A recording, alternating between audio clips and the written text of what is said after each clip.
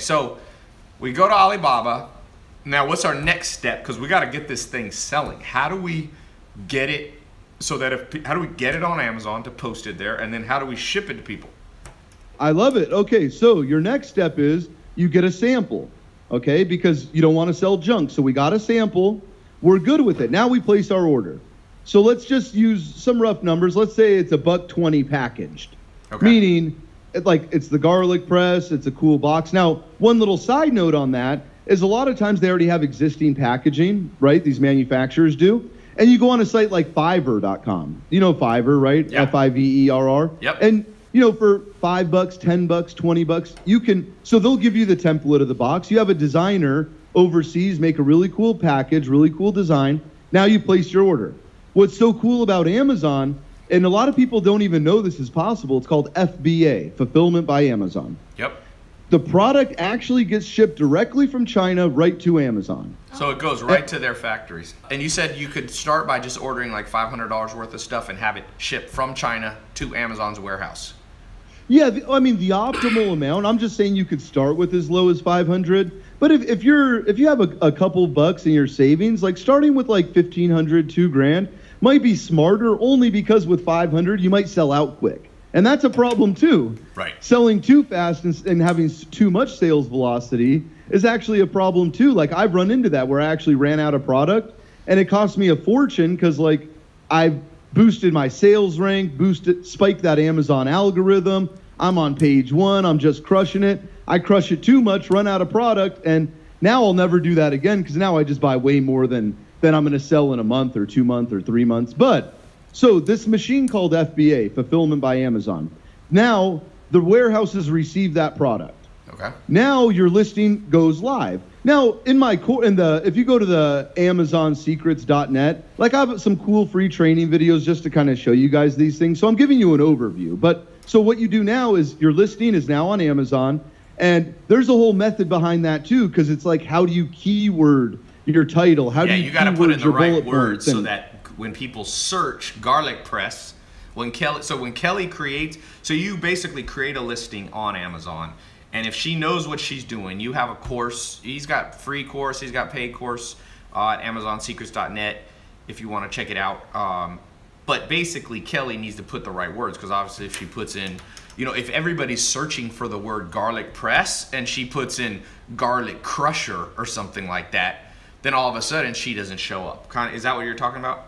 That's right, and I'm almost finalized. Like I made a software called keywordhacks.com that actually like you could type anything in and get like the coolest like keywords. But the easy way to do that right now, if you go to like Google Keyword Planner, and yes, that's free from Google, and it's free. Yeah, and it's so cool. Like the software I'm developing like actually scrubs Amazon and Bing and YouTube and everything. It's really cool, but like that's not ready. So what you got to do now is go to like Google Keyword Planner. It's free. Find the right keywords because you might think it sounds really cool, like your title, but who cares because it's not searchable, right? Yeah. Like you need to incorporate keywords, and I know you're a master of that, Tai. Like keywords are like what the world of internet revolves around is like keywording things properly. And I also have like on Fiverr, I have like a really cool like guy who's a resource that will scrub and find all the keywords, like put in all those man hours for you and give you the right keywords to use. But so now you've created your listing. Your listing is live. Now you're on Amazon. So Kelly, let's say she lives in, I don't know, Omaha, Nebraska. She presses the button. She's made her listing. She's worked with China. It's been shipped to Amazon warehouses where robots are going to mail it to people, and some humans work for Amazon. And she presses the live button. So now anyone in the world who searches garlic press, but the problem is she's not going to show up as #1 on garlic press, and most people don't scroll down that far. So how do you get yourself, what do you need to be in the top 3 when Kelly types it, Kelly to make money? If you're just on the first page, you're doing amazing. So but you got to remember, yeah, first page for sure. But you got to remember too, like people aren't just typing in garlic press. So you might be on 3rd page for garlic press, but best garlic press, you might be on page 1, right? A longer tail keyword. Right. So you got to remember, people are searching hundreds and hundreds of different types, long tail, short tail keywords. And But how do you spike that Amazon algorithm? So me and my partner, we do a whole marketing thing on it, but I'll give you the nutshell version. So everyone on Amazon has what's called a BSR, a bestseller rank. Everybody gets a BSR, bestseller rank. What's that mean? That's right. And what that is that's basically, so Kelly, let's use Kelly as our example, right? So Kelly lists her product. Now, getting an immediate sales velocity spikes you, right? Like that's what Amazon loves to see, is that you get sales right out of the gate. And that's why, like, being part, and I say this humbly, but being part of like a group that I've formed, like this really cool mastermind, is that people, and you can't incentivize reviews. So you can't tell people, hey, if you buy my product and you give me 5 stars, I'll do this for you. Like, you can't do that. But you can ask people to give you an honest review. You can't tell them what to say, right? You can say, hey, what'd you think of my product? Go review. It's a gray line, but like, say you and I are together and like we're both like-minded. Like, you're selling on Amazon, I'm selling on Amazon. If I just say, hey, Tai, check out my new product, like, chances are you're going to be like, I want to help Mike out. Right. Chances are I'm going to be like, I want to help Tai out. So what I've noticed is, like, people get instant traction. And then you start looking at people's listings and things, because you can't, like, honestly, it's like super gray. Like, it used to be that I could just ask you to leave me a review. But Amazon is so anal. Like, you don't even want to start, like, asking for a review. Because on Apple Store, people like, every time I use Instagram, I get this stupid pop-up. How's your experience with Amazon? And if you say good or give it then it says, would you like to review us on the on the Apple, iTunes. So, in the Apple App Store. So you're saying Amazon doesn't even like that. Yeah, they really don't like when you start getting into asking for reviews and things like that. Now, do people do it? Of course they do it. Is it something like that you're gonna, like, you can't advertise like, hey, ask this guy for a review.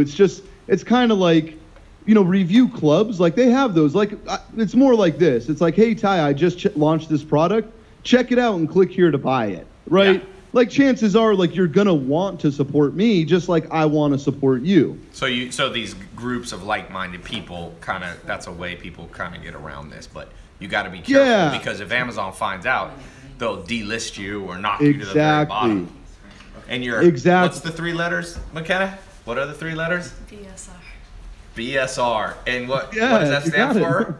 I don't know, basic sale rate, something. McKenna just making up words. I haven't had caffeine all day today. I'm literally gonna hit it on my mom's coffee will be available on Amazon. Will you leave a review so her by the time this is like the game telephone. I did. That's why she's on point. In a week, McKenna's gonna be going around being like, "What's your IRB?" People are gonna be like, "What's that? Internal Review Board?" And we're like, "What? What's your IRS?"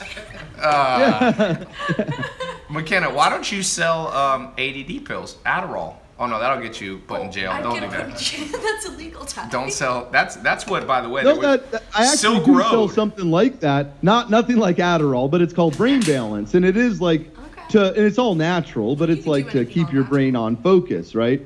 And that's a product that I found by doing research and seeing that it was a really hot seller. But that product, it's made in the U.S. So anything that just a general rule, guys, anything you put on your body or in your body, you want it to actually be U.S. made. Right. And from the USA. You don't want to be getting it from God knows where. They just put some salt in. They put a little bit. They like put some feather dust in there. Okay, here you go. So you can have a group of other sellers, but how do you really get people to see your listing? Because this whole thing doesn't work for Kelly selling the garlic press from Omaha, Nebraska, after she bought $1,500 worth of inventory, if nobody sees it. How do you get more people to see it besides keywords? Yeah, so keywords is a big part of it. And you build backlinks to the listing and stuff like that, which is all stuff I explain. Like, that's a whole nother subject. But so what happens is when you would get initial sales volume. So, and a lot of people run Facebook ads, still works, but you want to know a really cool technique, and you're probably familiar with this site, but it's called a Fame Bit. Okay. Fame Bit, you know that, where it's like big influencers, people with huge followings on YouTube, Instagram, Twitter.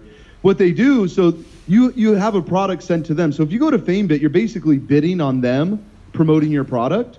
And what's really cool is, as you know, YouTube has a shelf life of forever. So you get someone who's famous, say on YouTube, and they make a cool video like, hey, wow, Mike Gazzola's diet pills, these are like the best diet pills ever, right? Like I lost 6 pounds, but you always want to be truthful for one. So I tell them, like, if you love the product and you're willing to do it, like you might pay $200 or something. So but you pay them to review it. Exactly. But and you can't tell them to review it positive or negative. Just review it. No. Not review it on Amazon. No. Review it on their YouTube or their Instagram or Twitter or whatever.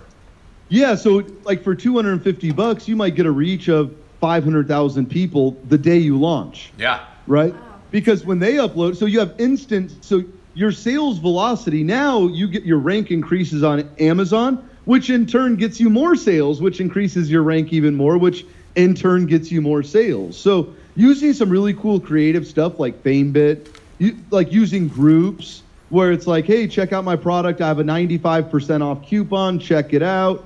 Like Amazon gives you credit for that sale, even if you gave someone 95% off. So, but you don't have to go that extreme. Like say I'm going to do a 50% off for 24 hours. And it's like I run Facebook ads. Amazon has a really cool ad platform as well. Because remember, it's all about that initial sales velocity. So when you're just starting out, it's like getting your traction, which will get you more traction, which will get you more sales, which will increase your selling rank, up, it just keeps on going. And that's how, and then you get some cool designations like hot new release, because you're a new product and you're selling a lot of it. Now you get this hot new release designation, which gets even more people interested. But like I have a whole thing all about marketing. I'm just sharing with you some really cool, simple things that you could do. So what's a realistic amount of money our hypothetical Kelly person selling garlic presses out of Omaha, Nebraska, what's a realistic amount of money you could see them making a month? $1,000, $10,000? Like what's real? Because you got to have realistic expectations. You're not going to become a billionaire. You're not going to become a billionaire selling garlic presses. But you could sell more than one product. So if you get one up selling, making you $1,000 a month, if you get 10 products like that, all of a sudden you're making 10 G's a month. And for a lot of people, that's, you can pretty much quit your day job for that. So what do you think a simple product like that's a $10 product or whatever, could you see them grossing and netting? Yeah, and I never like using extreme examples, but I did just get an email yesterday from one of my students, and he did $15,000 in the first 30 days. Now that's abnormal. Yeah. That's because he hit a home run. Everyone's not going to hit a home run on every product, but let's just say you only did 1,000. Yep. That's nothing to brag about, but just like you said, that's one product. Now you launch a second, a third, a fourth, a fifth, take those revenues, launch even more. But to me, you're doing decent on your product. If you're doing $2,000 to $3,000 a month in sales, you're doing decent. And then with margins, would you say they're making about half of that profit after you subtract the marketing costs and your time and so help? That's totally reasonable. And some people it'll be slightly higher. Some people it could be lower because it also depends like how deep are you going? Like, are you getting 10 people on FameBit right out of the gate? Right. And maybe initially you might net a little bit less money, but in the long run, you'll make up that money, right? Yeah. So, but let's say that we're targeting half back. Like, that's pretty amazing. But just say you're doing, like if you're netting $1,000, but you have 5,000 in sales. Like, to me, you're still doing pretty good. 20, like, you might only 20%, be netting 30% profit margin. Most businesses, if you look at them, when it all said and done, if you can make 20 to 30% profit margins, that means for every $10,000 of sales, if you can keep $2,000 to $3,000, you're doing pretty well. For example, you get that garlic press selling you $3,000 gross, $3,000 worth of garlic presses per month on Amazon. After your expenses, buying it, shipping them from China, maybe paying for some Facebook ads and some marketing ads, you net $1,000. Now you just go out, your job is find 10 products. You do a garlic press, you do a hula hoop, you do a pet supply, a pet manicure kit, you do this. Next thing you know, in 1 year, and this is what people forget about making money, it cracks me up. A lot of people I tell, in 1 year, get 5 products, making you $5,000 a month total, 1,000 each. And then in year 2, add 5 more products. Now you're making $10,000 a month. And then people go, oh, Tai, that'll take me 2 years. And I go, People go to college for 4 years, then they go get a master's for 1 or 2 more, then they get a PhD for 3 or 4 more years, all to figure out how to make 10 grand. So some people, I'm like, this one you actually getting paid in the first year and the second year, and people spend 10 years getting a PhD, which is great. We need people in the world. I'm not disparaging anybody who becomes a medical doctor. We need more doctors in the world. But the point is, people get all, their perspective is all wacky. If it takes you 2 years to figure out how to make 10 grand a month, that's insanely good. Because remember, this is basically on autopilot. You're not literally having to drive your, fly your little plane to China, pick up the stuff, bring it back to Amazon. You're not packaging up the boxes. Basically, once the product works, it works. And the cool thing is, I'm assuming, tell me, Mike, if I'm right. By the way, if you're tuning in, I'm here with Mike from AmazonSecrets.net. I'm here with my mom, and I'm here with McKenna, and we're talking about how to make money starting out selling on Amazon if you're a beginner, or we're talking about some advanced stuff, but more for beginners. So, Mike, am I right to say, after a year of you doing good sales for your garlic press, let's say, you're going to have a lot more reviews, and your BSR is going to go up, up, up. Your bestseller ranking, Amazon, and you conceivably, after a few years, could be in the top 3 of garlic presses, which means it takes less money in marketing to be able to sell the garlic press, and you could even potentially raise the prices because some people are willing to pay an extra $1 or $2 or even more. That's right. Because if they see you got 200 reviews, by the way, how many reviews does somebody need in the long run? After a year of selling, what would you like to see ideally in terms of how many reviews you would like? Hopefully good ones. Yeah, so I mean, in a year you should be looking at a couple hundred reviews by then. Yeah. But to be good on reviews, like having like 50, 60, 70 reviews is good. Like that, you've pretty much proven yourself in the marketplace once you've gotten that many reviews. You don't necessarily need the thousands. I mean, of course it helps, but you know, you could spike that, you know, you could be in the top 3. I've seen it in 2-3 months. It's just, it's like anything else, Tyler, and you know this. It's like, you can't think of something that it's a get rich quick, but if you put in the work and you're hungry for something, you're gonna make yourself better every time, and you're gonna figure things out, and you're gonna get better at it. I mean, what's the alternative? You open a Subway for 200 grand, 250 grand to make 40 grand a year? Yeah. Like, and then you know, when like, you open a Subway, you have to be, the beauty, you just brought something up, and let me bring this to everybody's attention. One of the things you learn in finance, I used to own a wealth management company. I was a CFP. I worked for GE Capital, biggest company in the world in finance. One of the things that people forget, and the average person doesn't know what I'm talking about, so I'm going to explain this. It's called risk-adjusted return. So, you brought up a perfect example. Your risk, let's say you buy, right now, if you want to buy a a Subway franchise, it costs between $200,000 and $300,000. Okay, that's what you have to pay minimum, okay? And going. So you have the risk of having to take $250,000, either borrow it or take it from your savings and put it in. Now, you might discover after 1 year, you hate Subway, you hate having to be there, you know, it's hard to hire good help. You can hire help for minimum wage or a little above, but they steal money from the cash register and this, and they quit and all that, and they do drugs, and so you end up being in the store half of the time. So yes, let's say you make 50 grand or 100 grand a year. You have to factor in how much risk you took.